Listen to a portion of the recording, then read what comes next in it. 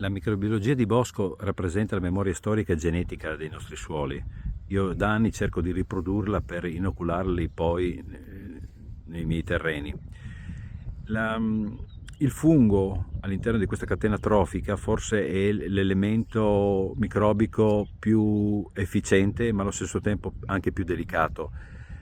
Io, grazie alla spesa consapevole, iniziativa di Natura Sì, e soprattutto grazie a voi consumatori per la vostra sensibilità, ho acquistato questo macchinario che mi serve per cipare il legno che poi, come vedete, andrà a essere compostato e poi distribuito sulla superficie del terreno. Questo è un ottimo alimento e crea un ottimo ambiente per la vita dei funghi. Vi ringrazio, un saluto. Natura sì.